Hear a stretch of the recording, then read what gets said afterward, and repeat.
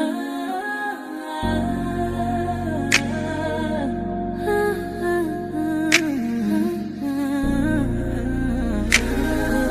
your girl, Soft Rain. Real talk, no filter, no disguise. Every headline, I'm breaking it live. From the streets to the pressure up top. We see it all, yeah, we connect the dots. Weekly rain, yeah, we run it down. Truth hit different when it wear a crown. No fluff, no cap, just facts in sight. Welcome to the weekly rain report. Let's get into it tonight. Disclaimer: this broadcast is intended for commentary, discussion, and entertainment purposes only. All topics and statements are based on publicly available information, including news reports, social media content, and third-party sources, which may include allegations or unverified claims. The views expressed are opinions and should not be interpreted as confirmed facts. This content is not intended to harm, defame, misrepresent any individual, organization, or entity. Viewer discretion is advised.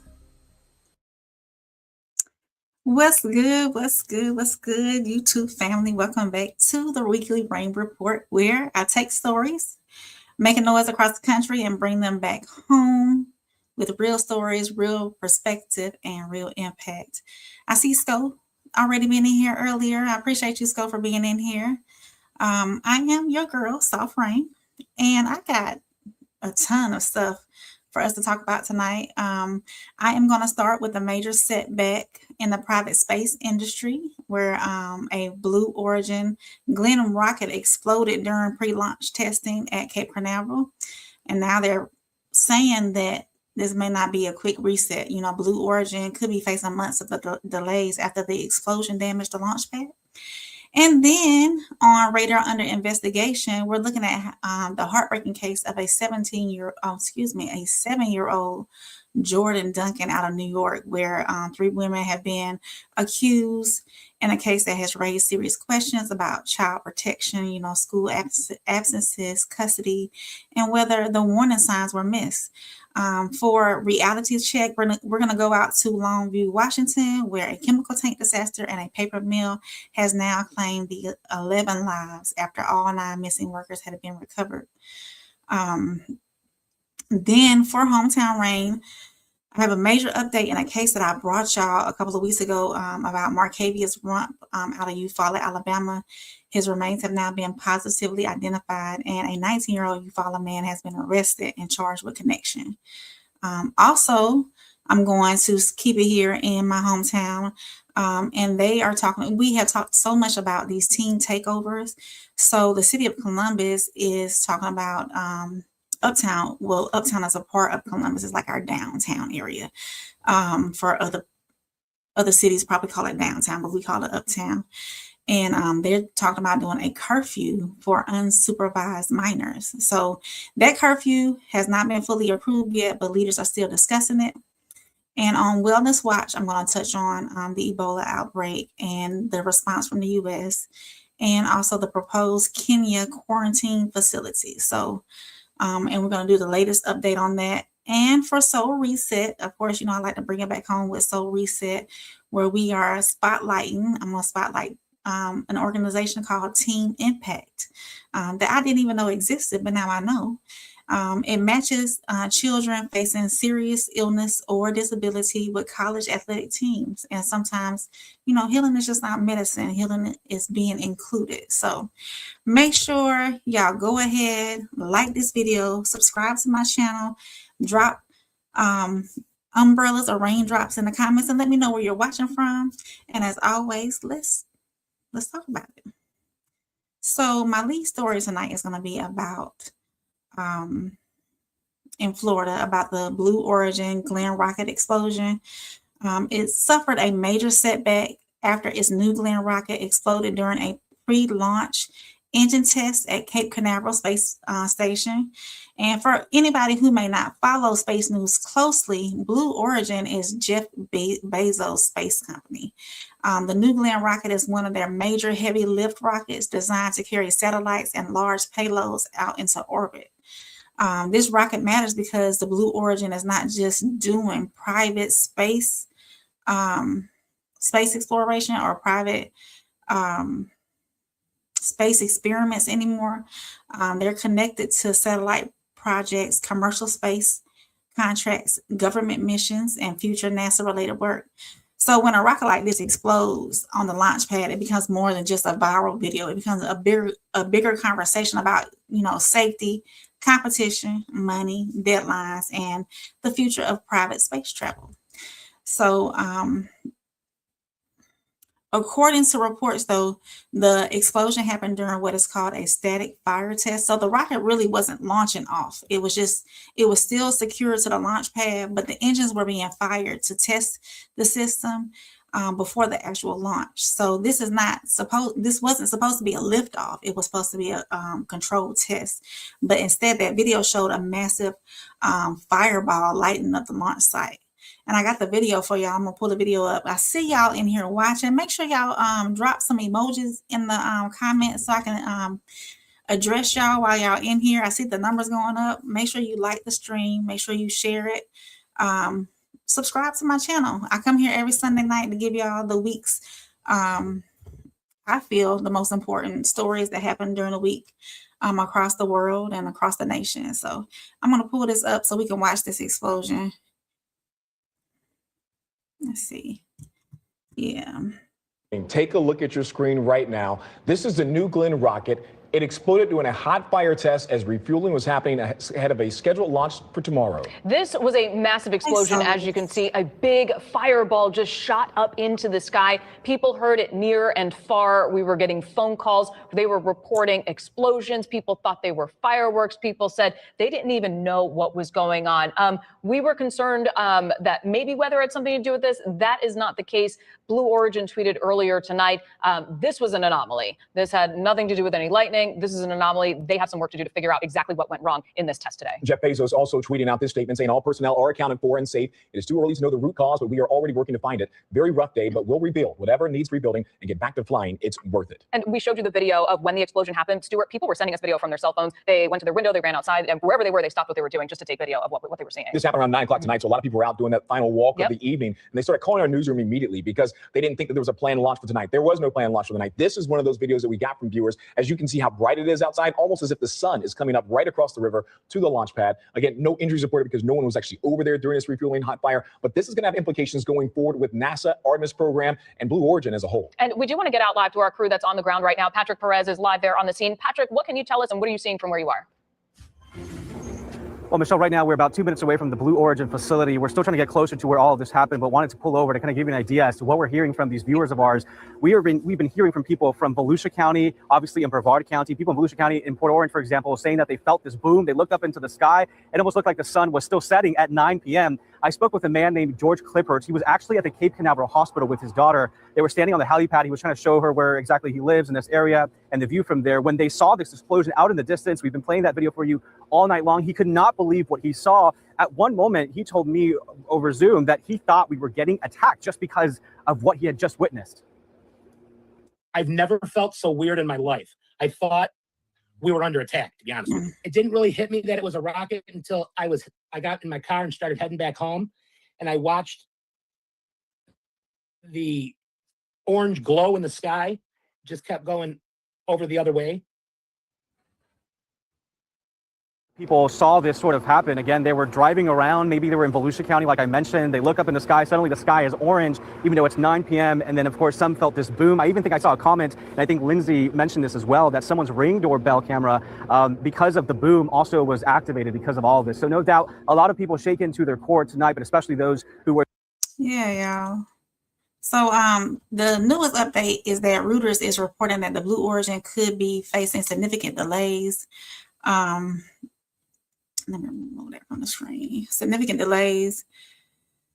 But they're saying that it could be about 6 months before that they can start rebuilding it and get going again. Now, this is not the official timeline for Blue Origin, but it does tell us that situation may be bigger than just like clearing up and trying again next week.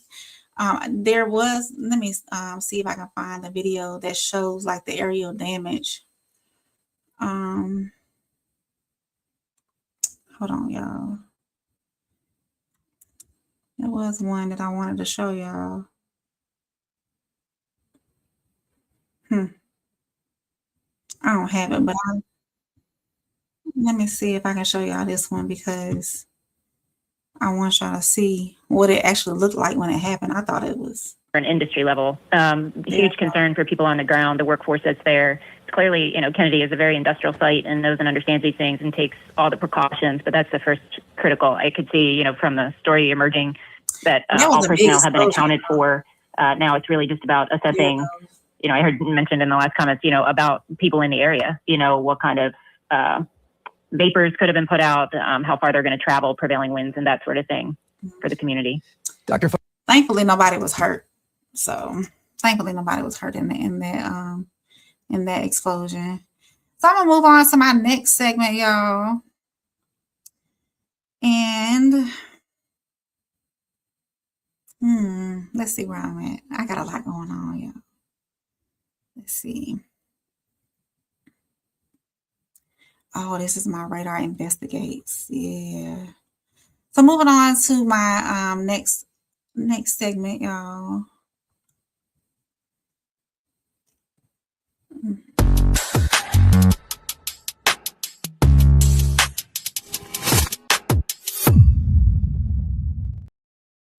So for my next segment, radar under investigation, I'm looking at the heartbreaking death of a 7-year-old Jor'Dynn Duncan out of Bayport, New York.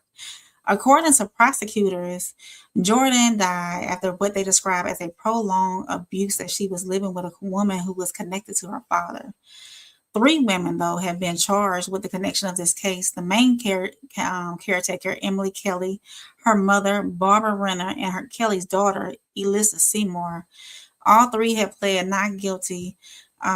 So let me be careful about how all of these are allegations. Okay, the case still has to move through the court system, but what prosecutors have described is deeply disturbing, and it's tough because these children, they didn't ask to be here. They don't deserve this at all. They don't deserve being treated like this. Investigators say that Jor'Dynn was placed in Kelly's care by Child Protective Services in December of 24, and Kelly later gained full custody and guardianship in April of 25. So they say that Jor'Dynn was taken to the hospital unconscious on December the 29th of 25, where she was pronounced dead. An autopsy determined that she died from a massive untreated infection caused by sharp force injuries, and a medical examiner documented approximately 90 injuries on her body.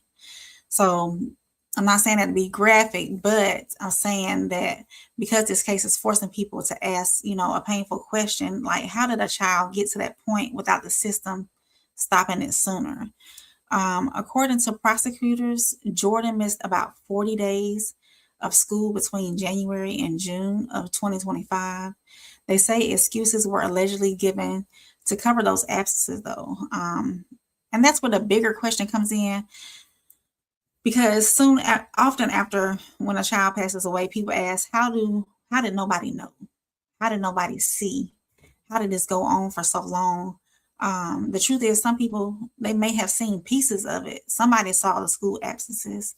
Somebody saw the child being isolated. Somebody saw change. They may have felt like something was off, but the system did not connect those dots in time. And that's what makes this case hard, because a child should not be able to disappear from school that long without any kind of alarm going off. A child should not become unreachable without somebody asking like deeper questions. I know a lot of times we think that oh, that's their business, we should stay out of it. But it gets tough when we see something. I think we should say something, especially when it comes to children. So in this case, the prosecutors say that they have recovered photos, videos, and text messages that they believe documented this abuse that was going on. And again, I'm not going to repeat like the most graphic details because there's no need to exploit the child's suffering, but when adults who are supposed to protect the child are accused of harming that child, that's pure evil, you know. So let me I'm gonna pull up the news segment for this so we can watch it, and then we'll move forward because it's heavy. It's heavy.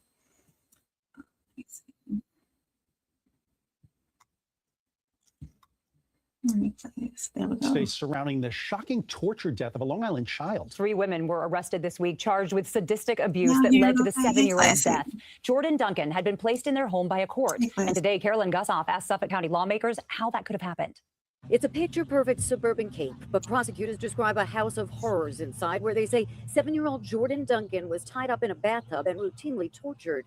3 generations in one family were charged in her death Wednesday in what prosecutors called wicked and evil torture. The cutest little thing that you want to see in your life. Never saw any marks on her face. Neighbors are horrified to learn the details of her December death after Emily Kelly called 911. An autopsy documented 90 injuries, including whip marks and internal stab wounds that caused a fatal infection. Prosecutors say the child missed 40 days of school, and in each case, Kelly provided an excuse, a family trip, or a death or illness. Prosecutors say not only did Kelly subject this child to horrific abuse and torture, but appallingly, she documented it with videos and casual text messages between her and her daughter. You can't hit her face. You got to hit her body if you're going to hit her. That's another thing we've got to hide. Shocked about that people could act so savagely. Suffolk County Executive Ed Romaine says the county's Child Protective Services involvement in the case was minimal. It's not a failure of CPS, and the child's placement was done by a judge. We will act on any information that comes out that suggests to us that improvements can be made. The child was placed by court order with Kelly, her incarcerated father's fiance. Kelly's mother and daughter were also charged. Suffolk lawmakers are calling for a full review. How was this child placed in the hands of somebody who could be this unfit and this abusive? How could school, not see her for 40 days over the course of a year and not ask questions? Schools are expected to contact CPS when there's repeated unexplained absences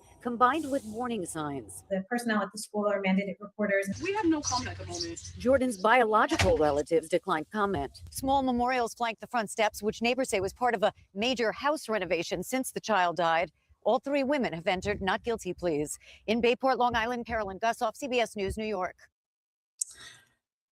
So y'all, that's a lot for a little 7-year-old.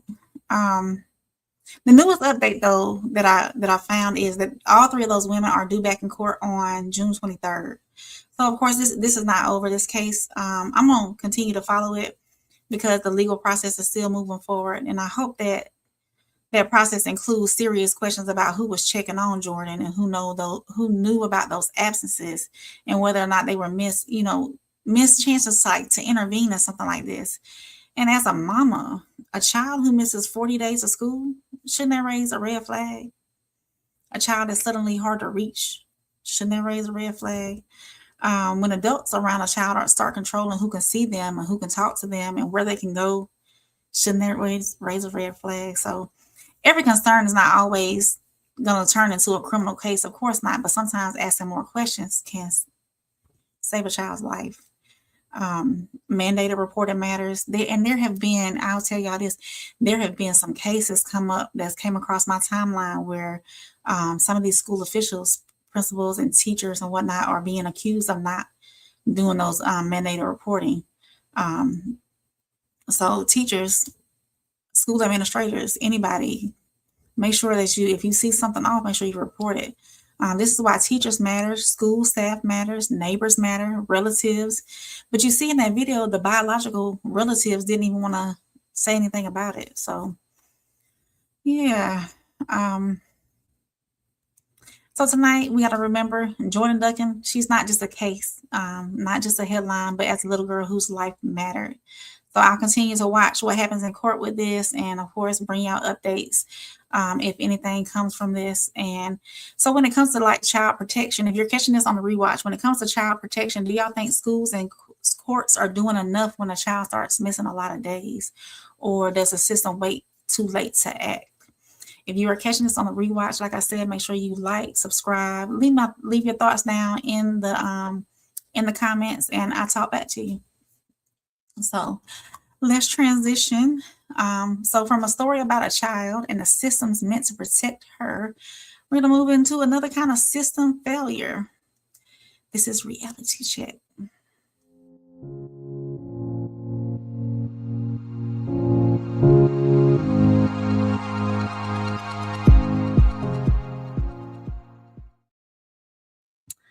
So this one's about workplace safety, industrial risk, and the families who send their loved ones to work, expecting them to come home. So this is reality check. And for reality check tonight, I'm going to Longview, Washington, where a chemical tank disaster at the Nippon Dynawave packaging facility has claimed 11 lives. This was a paper mill. There's a paper mill not too far from where I live as well, where a lot of people work. Yeah, Classic said hit the like and subscribe button. Make sure y'all hit that like and subscribe button while y'all in here.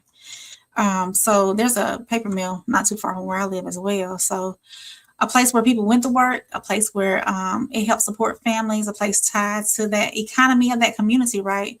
And then in one moment, one instance, everything changed. So earlier reports said 2 people had been pronounced dead initially at hospitals while 9 workers were still missing. Authorities say those bodies of all 9 missing workers have now been recovered.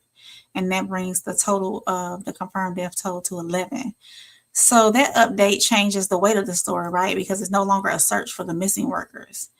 According to reporting, though, the incident involved a large chemical tank that contained what is known as white liquor, a caustic chemical mixture used in the paper making process.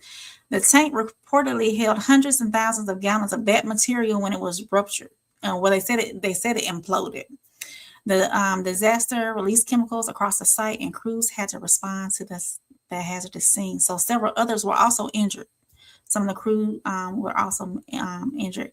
And of course, there are environmental concerns because contamination reached one of the nearby Columbia River, although officials have said that there's no immediate harmful impact reported to the city's quality of drinking water. So let me pull up the video for that one.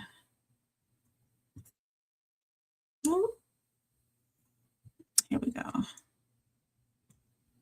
For 9 people who are presumed dead after a chemical tank ruptured at a paper mill in Washington state. It's one of America's deadliest workplace accidents in years. ABC's Hannah Battah explains that it comes during growing concerns about the environmental impact of the leak. We're now getting a closer look at the scene of that deadly chemical tank accident at this paper mill in Longview, Washington. Images from inside the damage zone show a pile of contaminated gear roped off, all of it set to be destroyed. These fire boots covered in so-called white liquor, the toxic substance used in the paper-making process. More than 550,000 gallons of it spilled out when the tank ruptured early Tuesday. 2 people have died. The 9 workers still missing are now presumed dead. Waking up this morning to families slowly starting to post that their family members are gone, and it's difficult. It's my biggest fear, and now my friends are living this fear. Officials say the damaged tank is still holding thousands of gallons of hazardous material, but remains stable.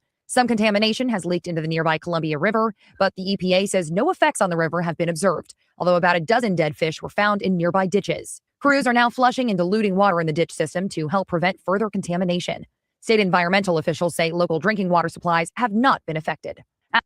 Yeah, so there's another video too. I think that does the update. So hang on, let me see if I can find it right quick.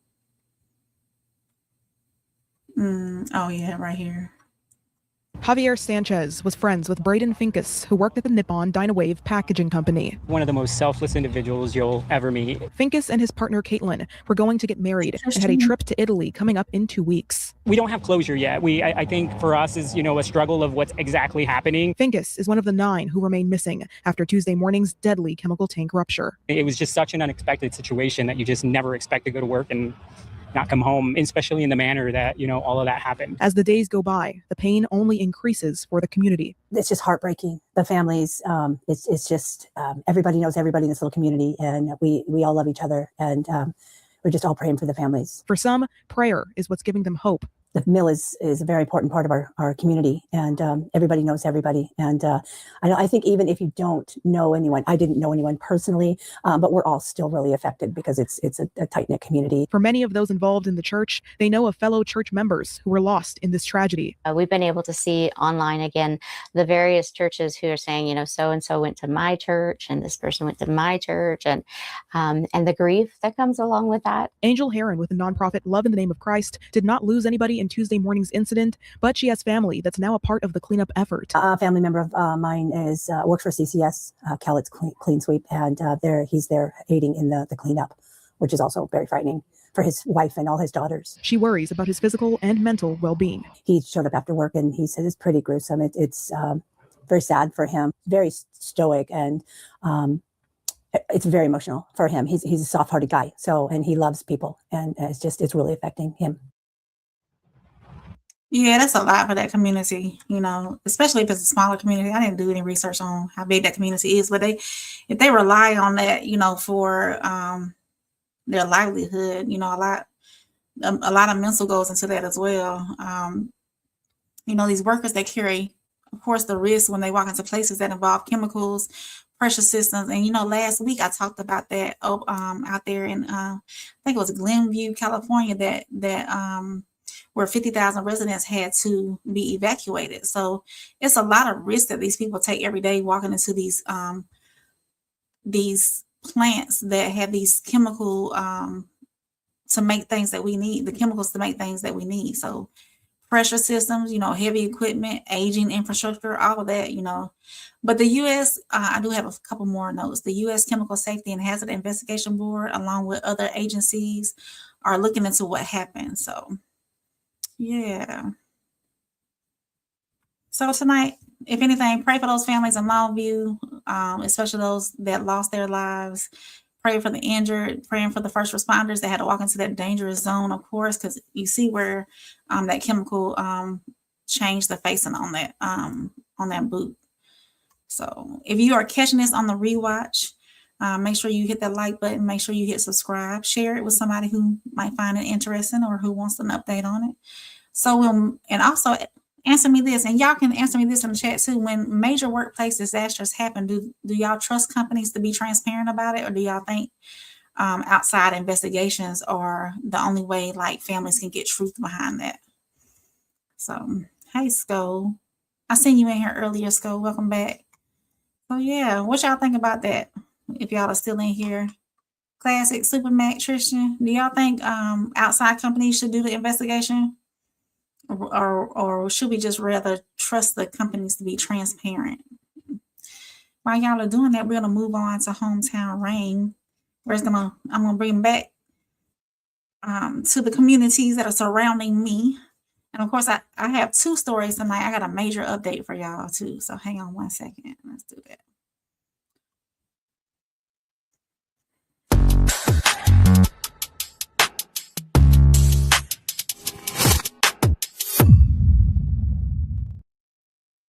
So I have two stories. One is a major update involving that heartbreaking case I told you about. I think it's about 2 weeks ago out in Eufaula, Alabama.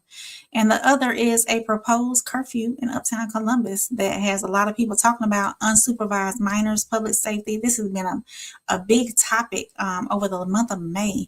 All these teen takeovers going on, parent accountability, and what communities should do before things get out of hand. So let's get into Hometown Rain. Let me move this out of the way. Yeah, move that out of the way. So for the first story, I have an update on Markavious Rumph Jr. case, also known to loved ones as Lil Mark. When we first talked about this story, Markavious had been reported missing. This was around Mother's Day. Around Mother's Day. So Markavious had been missing for about 3 days. And the family did not get support that they felt they needed when searching for him. So the family ended up discovering him in the woods. And when the family discovered him, he was dismembered. Unfortunately, he was burned. And also he was shot, if I'm not mistaken. So his remains have been positively identified from the Alabama Department of Forensic Sciences. Police say that identification has been confirmed, and according to Eufaula police, the remains recovered were him, Markavious Rump. So they have arrested somebody. Police say 19-year-old Josiah McKinney of Eufaula has been arrested in connection with Markavious' death. He's facing multiple charges, including murder, abuse of a corpse, and tampering with physical evidence. This is still an ongoing investigation. Those charges and allegations are, of course, allegations until proven in court. But this update is significant because the family has been waiting for answers for such a devastating discovery. His dad actually found him. So I'm gonna pull up that quick video. I got a quick video for it. I think I do. There it is. Yeah, it just announces it. A new development in a story we've been following here in WRBL News 3. A 19-year-old Eufaula man is facing multiple charges after investigators identified remains found earlier this month as a missing Eufaula resident. Eufaula police say the Alabama Department of Forensic Sciences has positively identified the remains recovered back on May 11th as Markavious Rumph Jr. According to police, 19-year-old Josiah Isaiah McKinney of Eufaula was arrested in connection with the case. He is charged with murder, abuse of a corpse, and tampering with physical evidence. This is an ongoing investigation. Yeah, so prayers out to his family. Hopefully they get closure on this. I don't think that one guy acted alone. That's to say yes, outside. Yeah, so they think outside people should Tristan said he don't trust nobody. He don't trust none of the companies. He said everything should be investigated. Thank you, Tristan. So yeah, hopefully the family gets closure from this soon. I would like to know what happened. You know, people. Obviously, he trusted whoever it was he left with that night, and unfortunately he never came home. So keep this family lifted. We're watching this case closely as it moves forward into the justice system. So when things like this happen in small communities, do y'all think that people are more likely to speak up, or are they more likely to stay quiet because they're afraid? Yeah, Tristan, let's talk about it for a minute before I move on to the next thing. The family, because that town is so small, the family felt they did not get the support that they needed from local law enforcement. I brought it up last time. Let me see what the population is.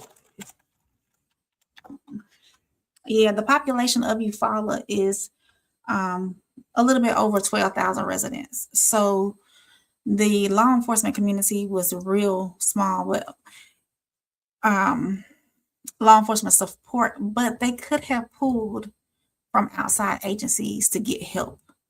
That's what I don't like. The family did go looking for him because obviously they felt like they wasn't getting the support that they needed, and unfortunately his father found him. So it was Mother's Day weekend. They were out in the rain looking for him everywhere. Tristan said, I think that if gangs are heavily active, it's not uncommon that people stay silent. Yeah. I think a lot of people have the attitude of, I didn't see anything, so I'm not going to say anything, or I'm not going to get into it. I'm not going to put myself in other people's business. But unfortunately, you know, things like this happen. I think the families deserve closure. Somebody, snitches, I mean, somebody needs to say something, you know. It's sad though. Superman said, trust in companies is a no. Outside investigation, please. Absolutely. Absolutely, Superman. Okay, classic. He was found, so supposedly on a Friday or Thursday or Friday, he left with somebody in their vehicle. Nobody had heard from him for 2 or 3 days, and the family went looking for him. With this being such a small town and such a rural area, they searched woods. They searched everywhere high and low. And he was found in the woods along a dirt road, and he was dismembered. He was burned, and he was shot. So and his dad was the one that found him. They didn't get the support that they needed from the local law enforcement to do a full search. So they're young and they use social media, so it shouldn't be that hard to get circumstantial evidence. Yeah, I agree. Everything's out there. It's already out there. They have to go look for it. Supermax said, if this kid was black, this is an old story. No, it just happened recently. What you mean by this is an old story? Tristan said, Classic said, sounds like 12. You think they had something to do with it? You think so, Classic?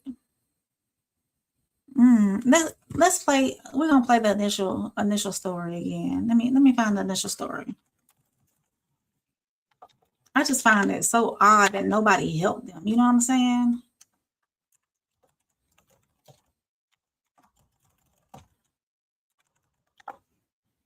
Let me see. Here it is. Let me play. I'm gonna play this initial story. Classy. He says, shh. I'm gonna share this tab. So here's the initial story for y'all who missed it 2 weeks ago when I had it. An heartbreaking story tonight out of Barber County. The family of a missing 18-year-old says after searching for him for days, they made a horrifying discovery in the woods. WDHN's Elizabeth White has more for us tonight, and we do want to warn you the details in this story are disturbing. But they got to pay all I'm going to pay. Everybody that's involved, I want them to pay for my son. Everybody that's involved, go pay for my son. Everybody that's involved, go pay for my son. Everybody.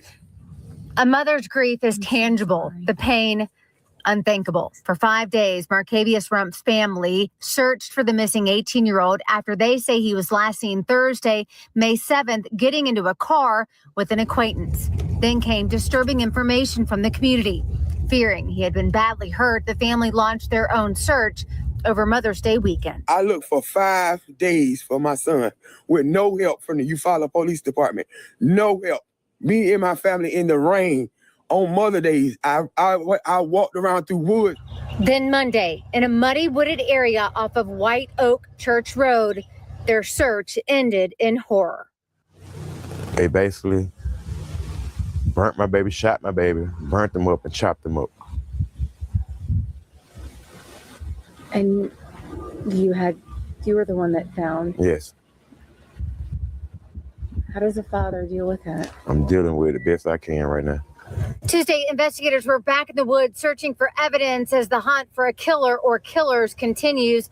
The family does believe someone known to Markavious is responsible, but police so far have not named a suspect. Markavious had just earned his GED and planned to become a welder, a young life cut tragically short. This investigation is still active as authorities search for answers. If you have any information regarding this case, please contact the Eufaula Police Department, and we'll continue to bring you any and all updates, both on air and online here at WDA. Yeah, so that was the original story that broke when I reported it last. So unfortunately, they did not have the help that they needed. Supermax said mean that it's been happening historically. I get it. Classic said, if the people who are paid to help don't help, then why not? Classic said, vengeance queen, go get it, allegedly. Classic said, sounds real 12-ish.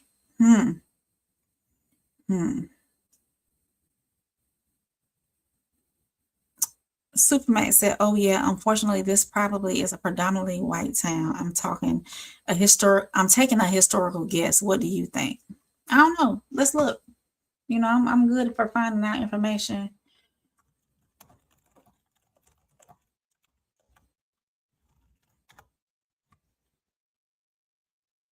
It's half and half. Supermax is 45% white, 44% Black or African American, and 7% Hispanic or Latino. Yeah. And that's from the Census Bureau.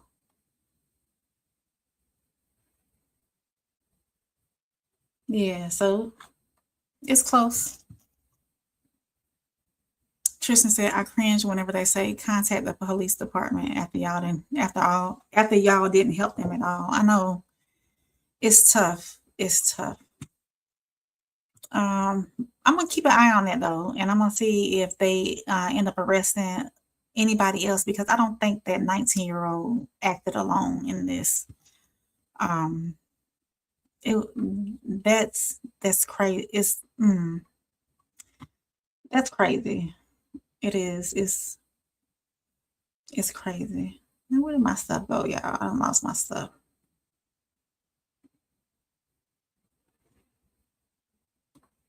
Hold on, y'all. Let me see. So moving on though to closer here at the house. They are talking about doing a what you call it? Curfew. I'm sorry, y'all. A curfew for unsupervised minors in Uptown Columbus. The curfew has not been, it hasn't been passed yet, but it's still being discussed. City leaders are seriously looking at it. The council has already approved adding more officers to help cover the late night crowds. And this comes after police and business leaders raised concern about groups of young people gathering in Uptown Columbus during the evening hours. There's been concern about fights, trespassing, disruptive behavior, weapons, and businesses feeling like they have to close early or deal with situations that are getting out of control. According to local reporting, Columbus leaders are looking at this after more than 300 arrests happened in recent years, like the last 2 years, connected to evening incidents involving unsupervised minors. Police have also said that they are seeing children as young as 9 years old being dropped off in Uptown without adult supervision. So the proposed curfew would apply to minors under 18 in the Uptown district from 9 p.m. to 5 a.m. unless they are with an adult or heading to work, school, or another approved activity.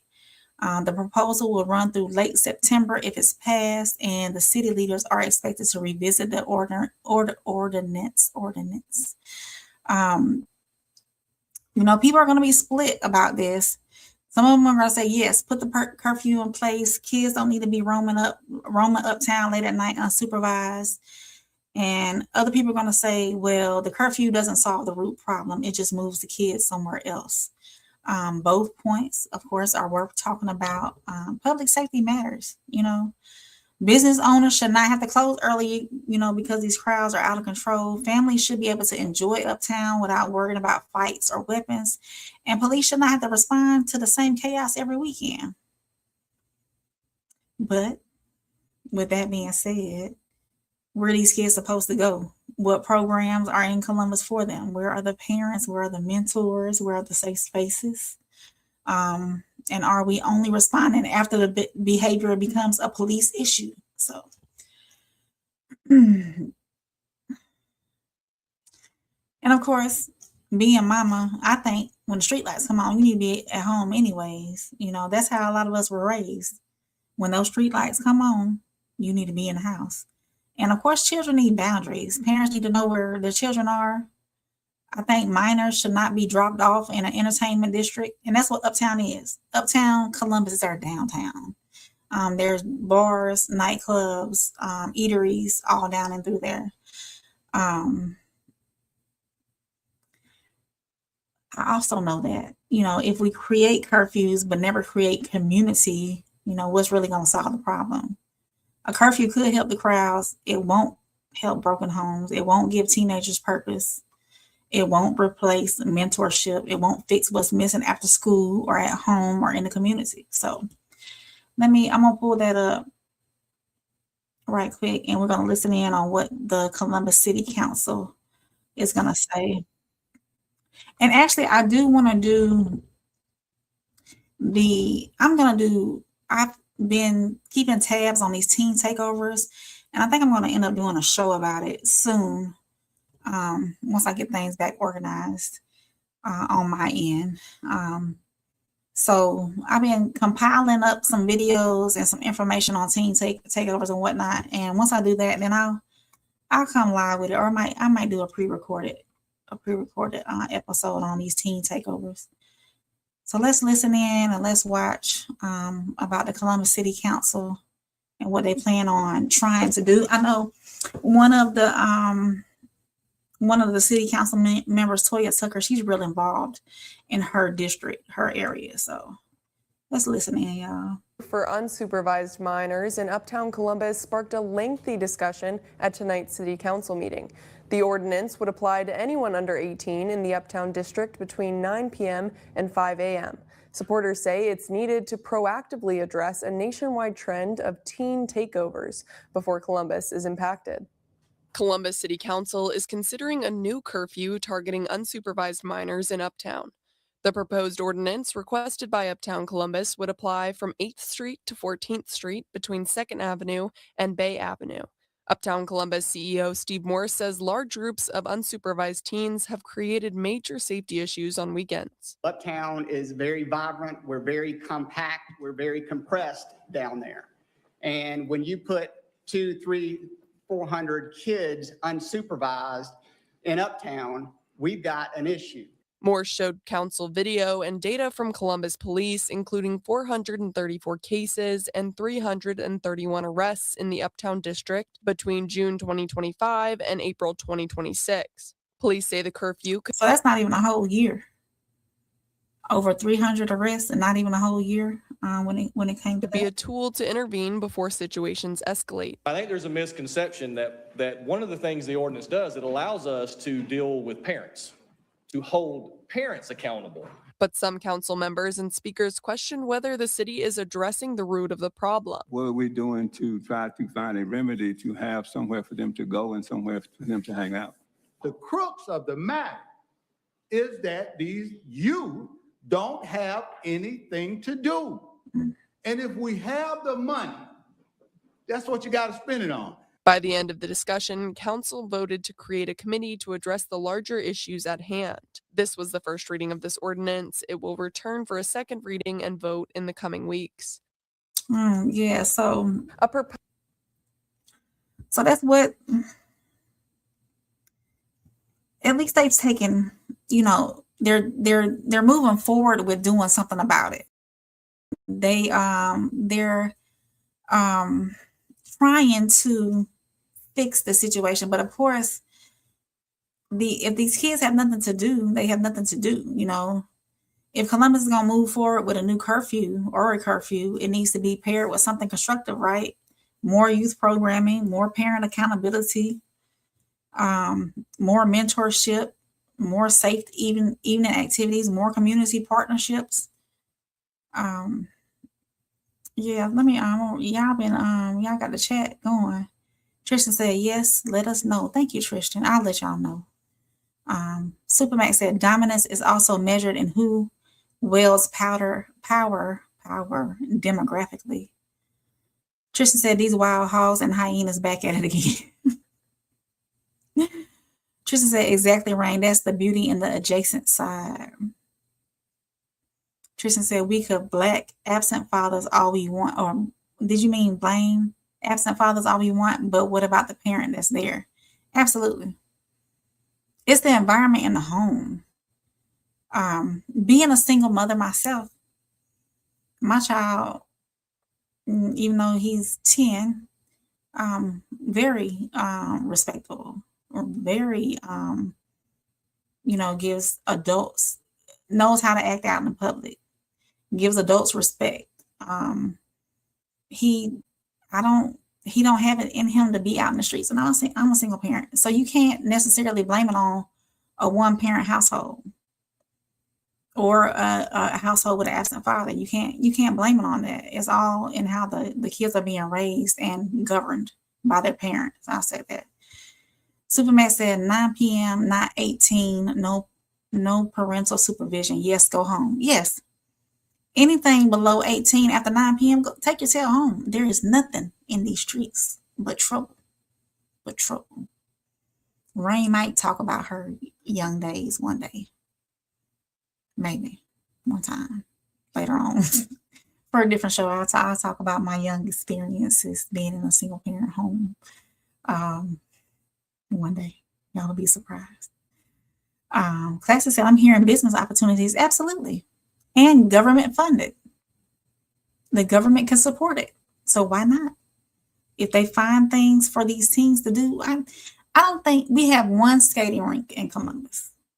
And it's up on the north side of Columbus, away from where most of these children could benefit from being. Columbus is so divided. You got the south side, north side, east side, and you got uptown, downtown. And anything above a certain exit is different than below a certain exit. So in doing that, things above that certain exit, it seems like they have, that area of the city has more opportunities for the younger people versus everything on the south side. There's no skating rinks. There's no, there are recreation centers, but I wouldn't supposedly say that they're safe, because there's been shootings happen here and there at these different recreation centers. So, I mean, it's out there, but they still have to be guided. These youth have to be guided to do what they need to do.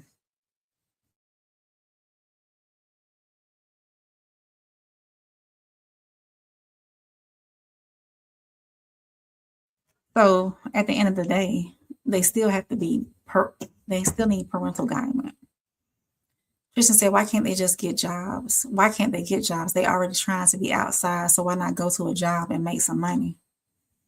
That too. Does anybody know the legal age of working now? I know it's changed a lot in the years.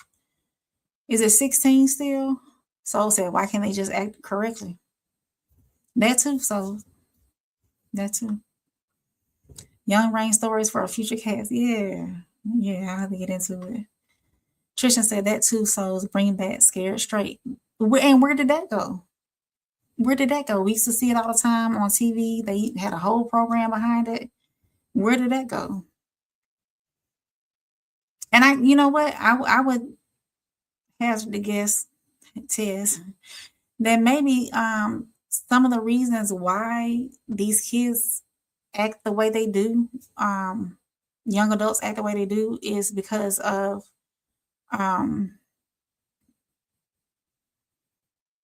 survival mode. But still, it's a way to conduct yourself regardless if you're in survival mode or not. Supermax said, no matter the event, minors will require supervision, ideally parents. True enough. Back in the day, though, Supermax, there was this rec center called Hey Good Gym. Okay. When I was 13, 14 years old, I don't know the timeline. I can't remember like if it was every weekend, every other weekend, once a month. They would have these dances. Parents would pull up, drop the kids off. They would have these dances, socialize, have a good time. I think it was like $5 to maybe get in. They had snacks and drinks and everything. You have a DJ playing music. Kids would be in there socializing and everything. So why can't we still continue to do that? Where did that go? That's a question to ask. When I was young, it was there. Where did it go? Why are we not doing it anymore? Classic said, Ryan, y'all got any vacant small to medium-sized warehouse spaces out there? I would think so. Absolutely. I would think so. Roadway accessible, preferably non-industrial, preferably. Non-industrial. Warehouse space.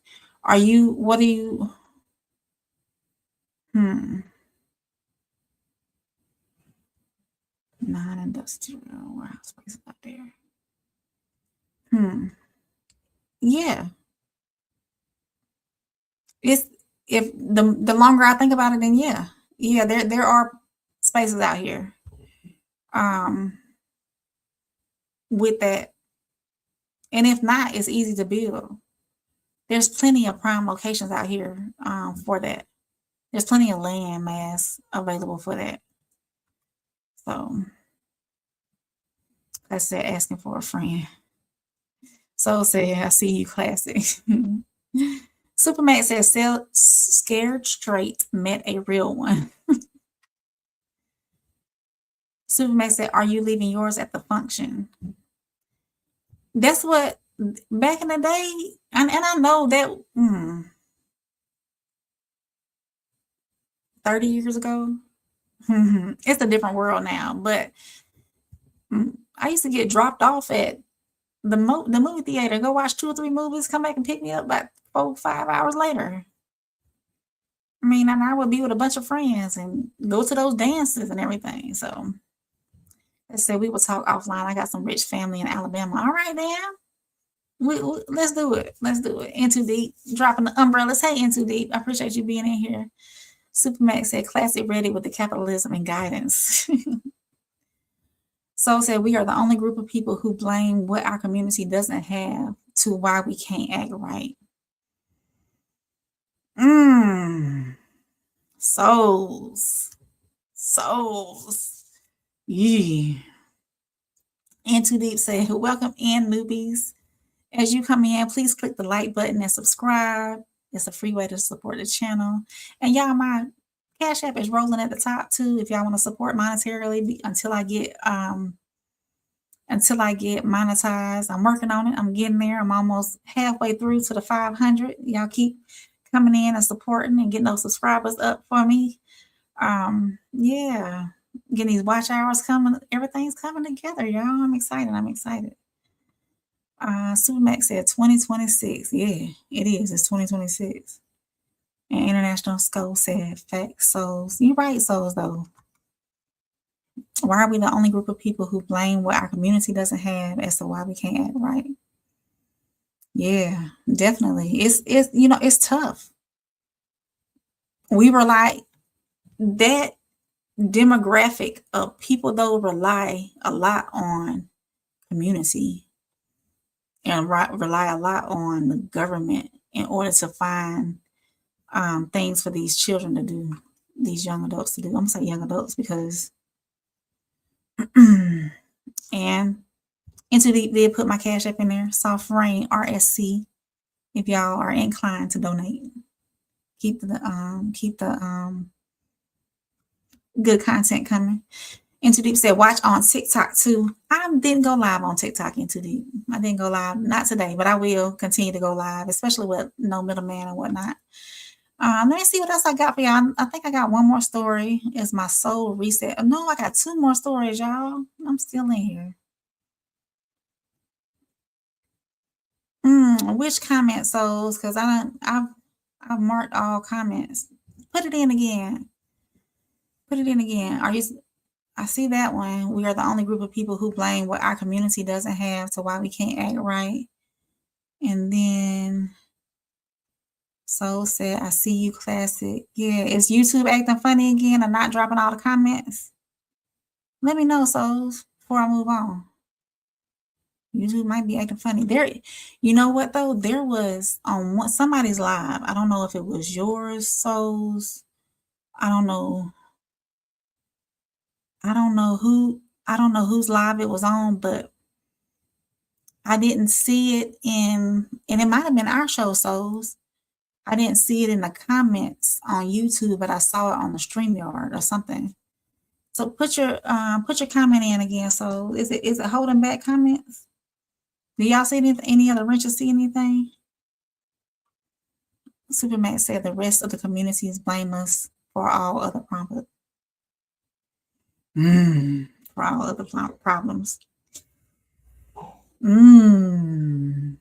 Yeah. Put it back. Is it not coming? Did you try it again, souls? Is it not coming over? I don't have it even pulled up on my phone. We're going to see. I'm going to take my time with y'all tonight. Hold on.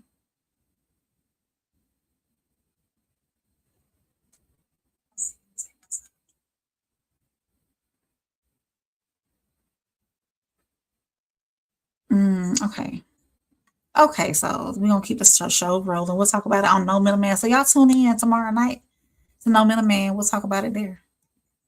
Yeah, so I don't even see it on here though. Yeah, I don't. YouTube be hiding comments. They be hiding comments. So moving forward, so now from community safety to here. Oh no, yeah, community safety here at home. Here at home. To I'm gonna do a global wellness watch because I'm gonna talk about Ebola again. It's back in the headlines, and you know that anytime people hear that word, it's fear spread fast. So let me pull that segment up for y'all. Our wellness watch.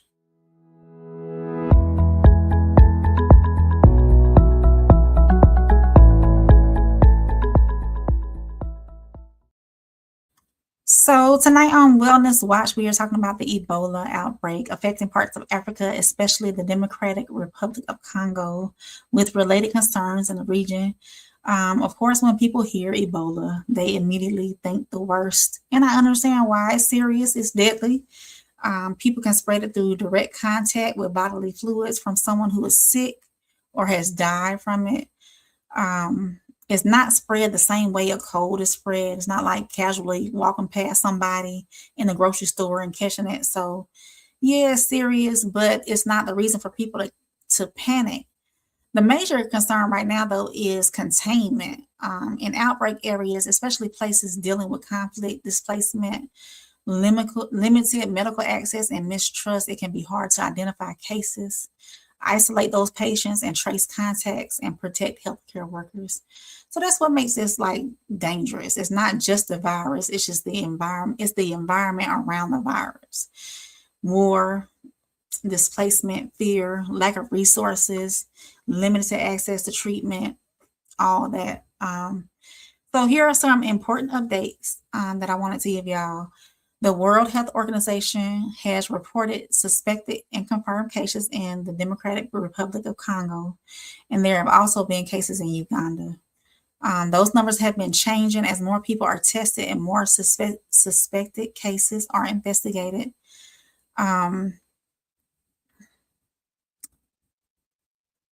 Yeah, reading through my notes. So the U.S., though, the response has been controversial. So the White House first announced a plan to establish a facility in Kenya for Americans who may have been exposed to Ebola while in the region. The idea was to provide a quarantine or care closer to the outbreak instead of bringing them to the United States. But the Secretary of State, Marco Rubio, also stated that patients would not be allowed into the U.S. And that created a lot of conversation.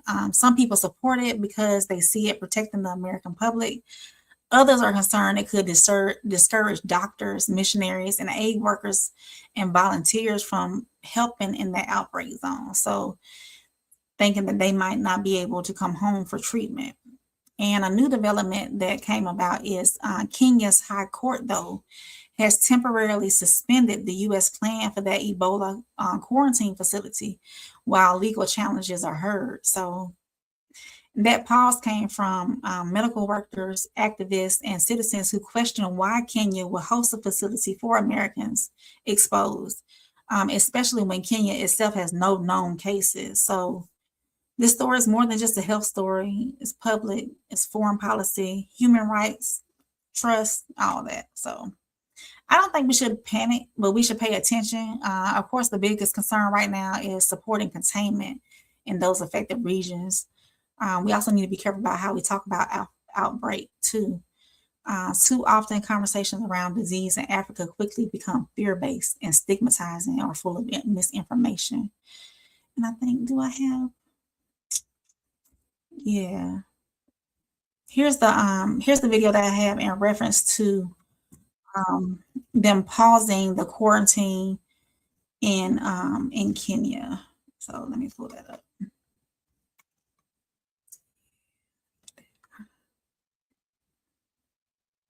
There she go.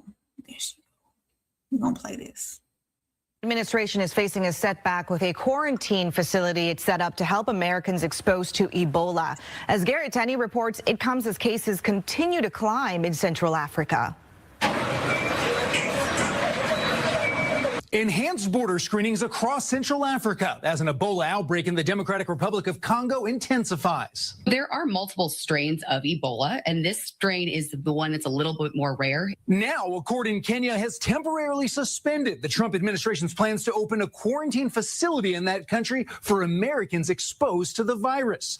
The 50-bed center was scheduled to open on Friday, but faced legal challenges over cross-border infection risk. There had been no transparency around impact assessments, around contingency measures, around the procedure by which this was approved. It comes one day after Kenya's government provided written approval for the site as part of a coordinated public health response with the U.S. that Secretary of State Marco Rubio says includes more than $13 million for the East African country's Ebola preparedness efforts. The State Department and other agencies represented here, the Centers for Disease Control, HHS, others are working very, very hard to contain this crisis to the countries where it's currently located. So far, Kenya has not recorded any Ebola cases, but in Congo, the World Health Organization says the outbreak is growing faster than the response efforts can handle. There are many challenges, especially in containing this outbreak. It's a very complex outbreak. Yeah. So, put me back up there. Yeah, so this is they halted that. And I don't know why the US would want to put a facility in Kenya that does not have any reported cases. Why would you, and why would Kenya even agree to that? You know, stuff. Uncle Plug said Ebola. Oh my God, why? Why is this government always trying to unalive us? Dang it. Supermac, another great show reposted. Thank you, Supermac. I appreciate your support as always. Into Deep said the wealthiest country in the world regarding untapped natural resources with its mineral reserves valued at an estimated 24 trillion. Uncle Plug TV. What is that? Kenya? Into Deep? Is that Kenya? Supermac said this is a fear story. Fear is among the greatest motivators known to man. Superman said, Kenya saying we scared, son.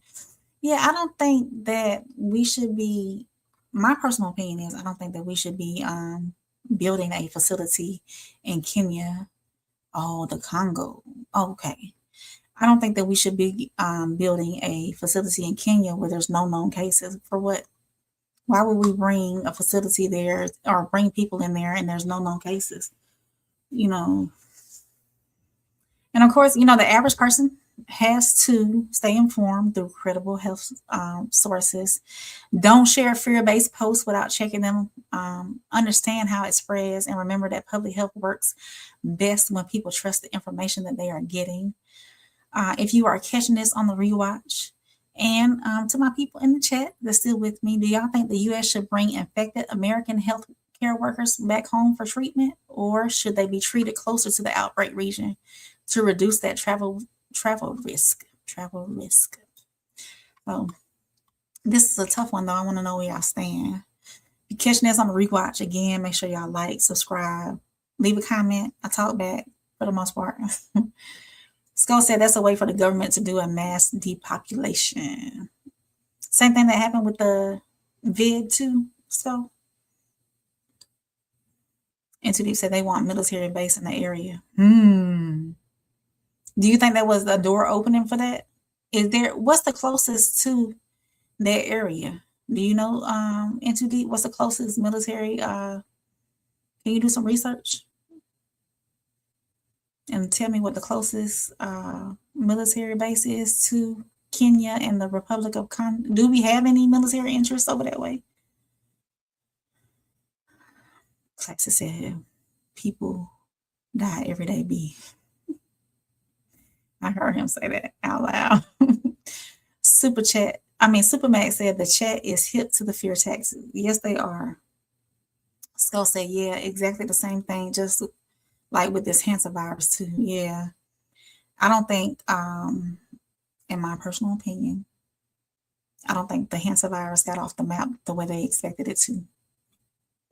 I don't think it got to rolling the way they expected it to. So, but yeah, it could be fear mongering. Could be a lot. So, after all that heaviness that we've just experienced through everything that we talked about, the Blue Origin, the young girl that was unalived up in New York. Scholes said, oh, there we go. Introduced that the United States operates out of 2 primary non-permanent military facilities in Kenya while maintaining no sovereign military bases inside the DRC. So yeah, okay.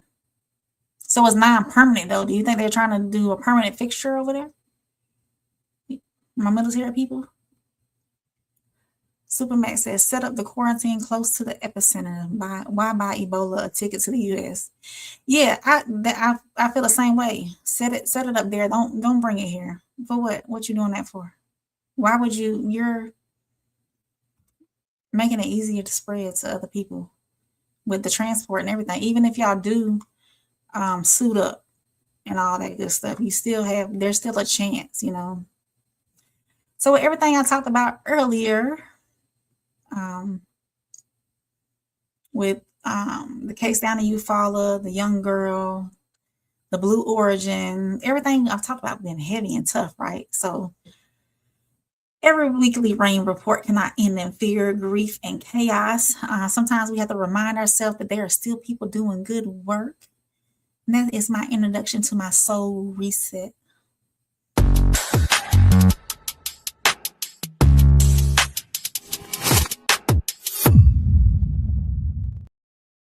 There are still people building communities, still people making sure the children, they feel loved and included.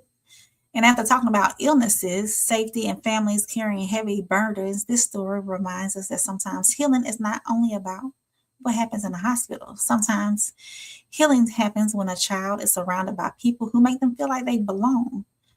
This is Soul Reset. So tonight's Soul Reset is about an organization called Team Impact. Now, I had no idea that this organization even existed. Now, I'm glad it does. It's a national non-profit that was started back in 2011. So they just did their 15-year anniversary. And their mission is to connect children who are facing serious illnesses or disability with college athletic teams across the country. And not just a one-day visit type thing, not just a photo op. This is not just a child coming to a game, getting a picture, and then everybody moves on. Team Impact creates a long-term relationship between the child, the family, the coaches, and the student athletes. The child becomes an official member of the team. They may attend practices, go to games, go to team events, even get a jersey signed by the team. And most importantly, they get a group of people standing beside them while they're going through something incredibly difficult. So the impact of this organization is big. Since it started, they have matched more than 4,500 children and families with college teams. They have also worked with more than 850 colleges and universities across 50 states. And more than 112,000 student athletes have been a part of this mission. So when we talk about this organization, we're not talking about something small. We're talking about a movement that's helping children feel seen, supported, and included in a time when life may feel scary, lonely, or unfair. So let me pull up the video to go with that. There was not like a news special for this. I actually came across the organization just doing some research on some feel-good stories, and they do have a 15-year video on their YouTube channel. So I'm gonna go ahead and play that where they celebrated their 15-year anniversary to give y'all some insight on what they do. Let's play it. Like seeing Team Impact grow over the last 15 years, it's been phenomenal. I mean, who would have thought? Seeing the growth of Team Impact over the last 15 years has really been gratifying to all of us, our founding board and our board. Yeah, I remember the early days prior to us forming Team Impact. We all got together 15 years ago, and we just figured it out as we went and learned a lot. When we first started, we thought if we could draft 10 or 15 kids onto teams, how great would that be? He told me about the mission of a foundation that he thought he and his friends could start. He told me the mission, and I said, that's amazing.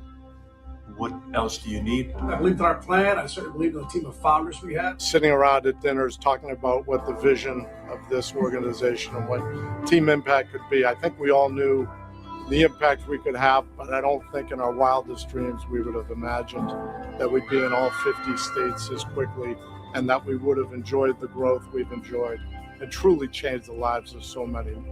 It's amazing where we are today, and I couldn't be more thankful. We learned pretty quickly this was as impactful to the student athletes as it was to the children and their families. And once we saw that, we realized we had something very, very unique and something very different. So by the time I'd say we had about 200 kids drafted into the program, we started looking around saying, hey, this could be national. OH! The beauty of the program, everybody's a winner. But I think more importantly, to see how many people have connected to Team Impact. There's so many ways to participate, get involved, and be engaged in Team Impact, and that's the part that after 15 years is mind-blowing to me. 15 years. It's everything that we embody as a foundation inside the boardroom and outside with our athletes and our team members. Today we're at 4,500 and growing all across the country. It's incredible to see what's happened in 15 years. Yeah, the numbers speak for themselves about the growth of Team Impact, but we're not satisfied. We want every kid who's eligible for this program to be matched with a team. Today, I think that's pretty doable. Yeah, so that's my soul reset, y'all. I'm laughing at Souls because I read his comment. Yeah. So when a child is dealing with, serious illness or disability, the world can become, very small. You got doctor's appointments, hospital rooms, treatments, therapies, restrictions, being told what they cannot do, being separated from everyday childhood moments that other kids take for granted. Sometimes, even when people love them, that child can still feel different. They can feel left out. They can feel like everybody else is moving forward while they're stuck fighting battles, they never asked for. So that's what makes this story so powerful, because Team Impact says to these children, you are not on the sidelines. You are part of the team. You matter. You're here. Your presence matters. Your fight matters. Your joy matters. So that's ministry in motion, I feel. Belonging can do something medicine cannot always do. Belonging can remind a child that they are more than just a diagnosis, more than just a hospital wristband, more than just a treatment plan. They're still worthy of fun, still worthy of friendship, still worthy of being cheered for. And so this story also, helps with the college athletes as well.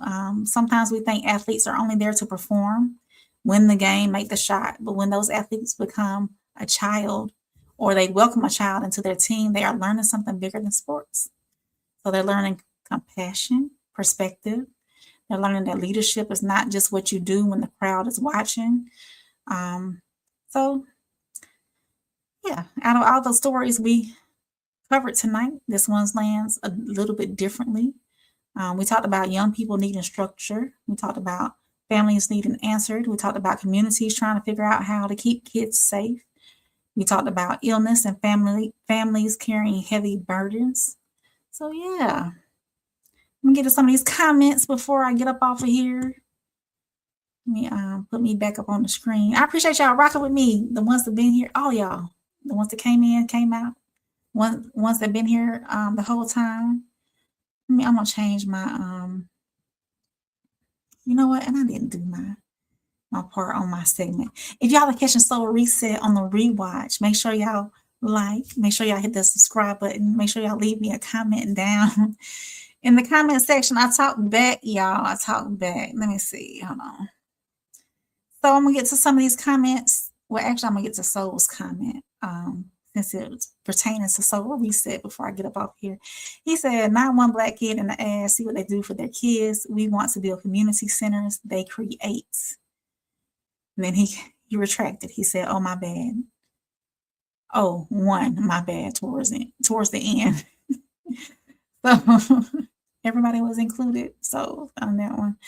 So yeah, that was my soul reset, y'all. I'm gonna run it back. I'm gonna put my banner back up here for just my regular weekly rain. I'm gonna run some of these comments that y'all talked about. Super Max said, this is for the previous segment. He said, all alleged for content creation purposes. Absolutely. Always all alleged for content creation purposes. Into Deep said, the active discussions and developments between Washington and Nairobi focus on massive expansion of existing joint facilities and deepening Kenya's status as a major non-NATO ally. They're cooking up something. International Schools said they're going to bring it here. They're figuring out ways now to get it here without harming the people on the plane. You think so, Skull? It might already be here. Because then they had some facility. Y'all gonna make me do some research. They had some facilities in the U.S. I think they were bringing people back. I think Atlanta was one of the airports. I don't know the other two airports though, Skull. They were bringing people back and they were monitoring people and through those airports. Let's look. I got a few minutes. Let's look. Ebola airports.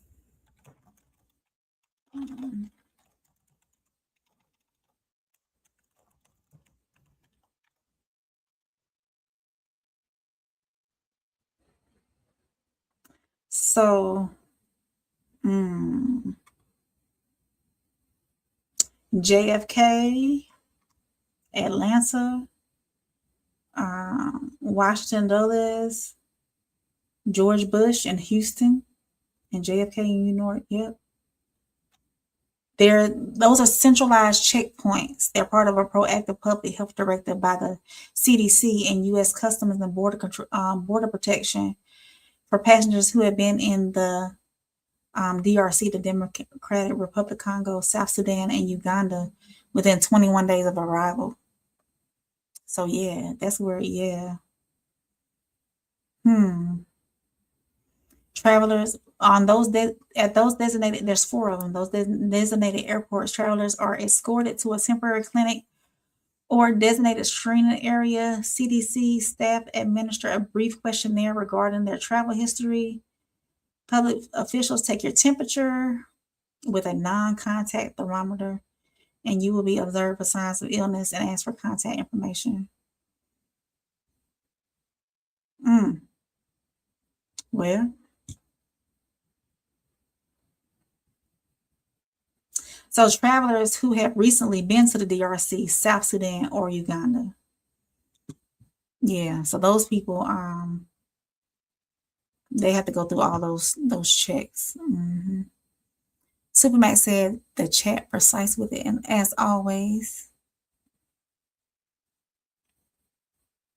And Too Deep said the U.S. military funding paired with recent deals like the suspended Ebola facility at, I'm not going to say, their air base right there, threatens Kenyan national sovereignty and makes the country a direct target for regional extremist groups.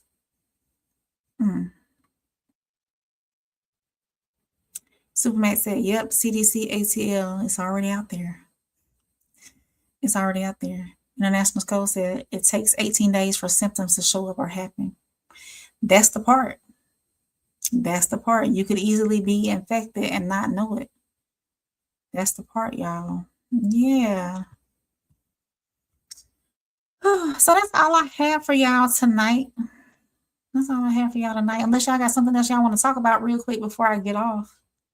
I will. Oh, let me go over this. So Monday, you got no middleman. Monday, Tuesday, and Wednesday. So we doing Tuesday too? Monday, Tuesday, and Wednesday? Are we doing a rewind on Wednesday? Monday, Tuesday, Wednesday, no middleman. We usually come on about 9:45 Eastern, 8:45 Central. You can catch me, Uncle Plug TV, and Souls of Thought on that panel. And then of course, hey, I am part of the Raw Society Coalition. Wait, let me get everybody up. Do I have this? I don't think I have it on this one. I keep forgetting to put it on here, y'all. Anyway, y'all listen up, okay? So I'm part of the Raw Society Coalition. It consists of the founder, Souls of Thought, You seen him in the chat. There's his name right there. Make sure y'all go over to his page and subscribe. You saw, oh, Tez is not in here though. The Classic Codes, you saw him in the chat. Where you at, Classic? The Classic Codes. Classic has 4 channels. Make sure y'all go over. If y'all go over to his main channel, The Classic Codes, he has all his channels listed up there. Make sure y'all go subscribe to all of him. Uncle Plug TV. Make sure y'all go over to his channel. He is working on his watch hours so he can get up and get monetized. And is that everybody? Yeah, Souls, Classic Codes. The Tez Down is not in here. Y'all go over to his channel too. The Tez Down is not in here. Welcome Down Tez, Sophisticated Crash Out Tez is not here. But y'all go over to his channel and subscribe to his channel as well. So yeah, and us 5 people, we bring y'all content every day of the week. Every day of the week. There's Classic Codes. Into Deep is putting all the links in the chat. So if this is your first time here, if y'all are sticking around, make sure y'all go to each one of these pages and hit that subscribe button. We bring y'all great content 7 days a week. We're live. I'm going to say at least 6, sometimes 7 days a week. Like I said earlier, no middleman, Monday, Tuesday, Wednesday, every other Wednesday, with me, Souls of Thought, Uncle Plug. And then on that other Wednesday, you have 40 for 40. That's a show with Souls, Scotty, and Uncle Plug. They have great information, great financial information, great topics all together. So y'all make sure y'all catch that on Wednesday, every other Wednesday night. So this Wednesday night, though, we're gonna do a No Middleman Rewind, because No Middleman is almost 1 year old. Will be 1 on July the 1st. We got 30 more days, y'all. 30 more days, and No Middleman will be 1 year old. So make sure y'all tune in on that day too. We got some special stuff coming up for y'all on that day. It's a Wednesday, so it'll be good to review our content and bring y'all some new stuff as well. So make sure y'all tune in on July the 1st. Mark that on your calendar. There's Uncle Plug TV's link right there. Souls of Thought, there's his link right there. And the Tez Down, there's his link there. And Tim said, ma'am, you are so beautiful. I appreciate you, Tim's. Thank you. Make sure you hit that subscribe button while you're here. Make sure you hit the like button as well. Classic Codes, he goes on in the afternoons. He's your afternoon show. Afternoon, early evening on the East Coast. Central time is early afternoon or mid-afternoon, I would say. Tez, he does a headline show. He brings you sort of what I got going on tonight. He does headlines that's happening in the U.S. for the most part on middays. And then he also has a night show. It's called Nightcap, right, y'all? Nightcap. Y'all can catch him after midnight Central Time with his Nightcap when he does that. The Human Experience is a great show. Classic and Tez has together. They go over some interesting topics, some interesting scenarios and whatnot that's been happening in here and there. And on Sundays, our Raw Society gets it in. You have Uncle Plug giving his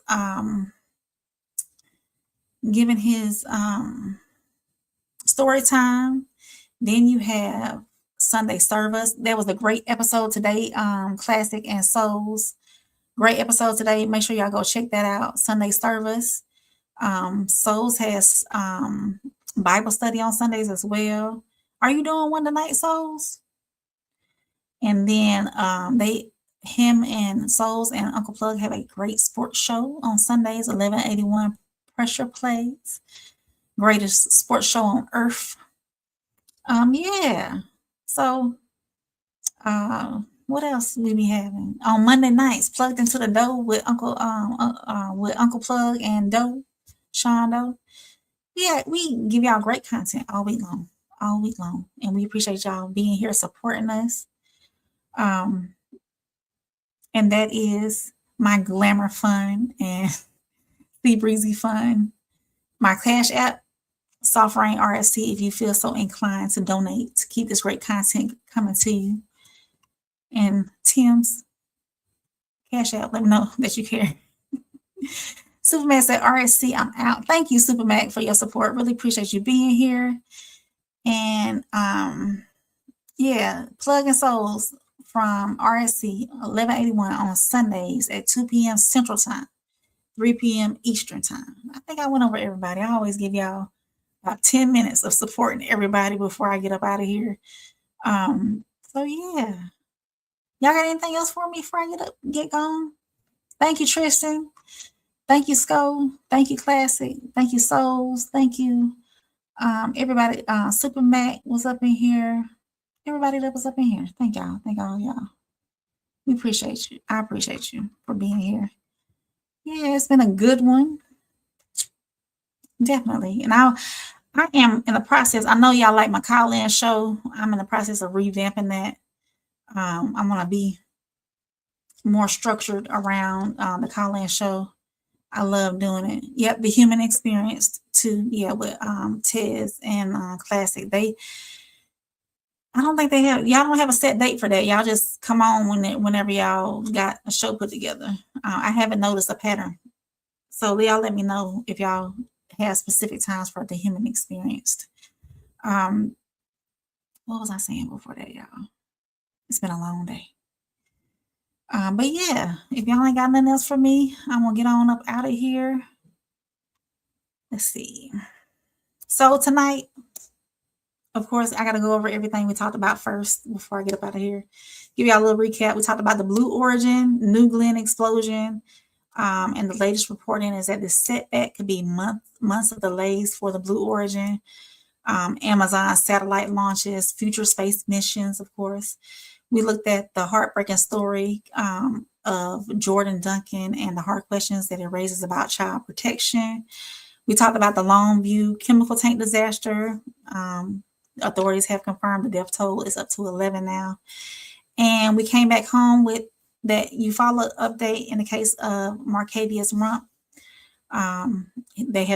His remains were positively identified and an arrest has been made. And we talked about Uptown Columbus, that proposed curfew with these teen takeovers and the youth that's going on. So parenting, prevention, and public safety all together. We broke down Ebola and the response to that, including the latest update that the Kenya's High Court has temporarily paused on that. They paused the U.S. building a quarantine facility there. And I ended with Team Impact because after a show filled with those horror stories, we needed a reminder that children are not just problems to solve cases or to discuss. They are human beings who need protection, guidance, and opportunity and belonging.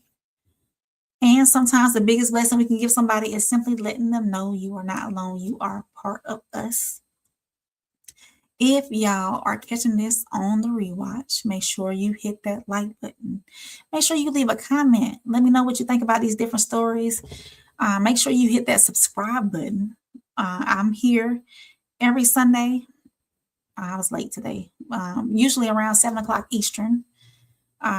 Which story stood out to you the most tonight? Which one do you think we need to follow up on? And where you stand on the Uptown curfew? So drop it in the comments. Y'all know I read them. And before you go, of course, I've said it again, make sure you like this video, subscribe to the channel, share this with somebody who likes real conversation about the headlines. And if you want to support my channel, my Cash App is in the description, along with the scrolling at the top of the screen. It is Soft Rain RSC. No pressure. Just support the platform and keep the conversation going. Thank you for watching. Thank you for trusting me with your Sunday evening. Oh, wait a minute. Sko said something about Chicago. Hold on. He said they already have the curfew in Chicago. If kids are caught outside after 9 p.m., parents will get fined $5,000 on 1 year. Ooh, Sko. So what if the parent goes to jail, Sko? What is that solving? That's not solving anything if the parent goes to jail. That's a bigger topic to discuss. Well, I'll bring the teen takeovers up. I have to do that now because it's been a big topic of discussion. So I'll bring it up. So I got some stuff going on, but as soon as I get set up, definitely will bring it up. Definitely. So thank y'all for watching. Thank y'all for trusting me with your Sunday evening. And until next time, adjust y'all's crowns, my kings and queens. Rest your heart. You are loved. You are here. You are held, and your reign is safe with me. Good night, y'all.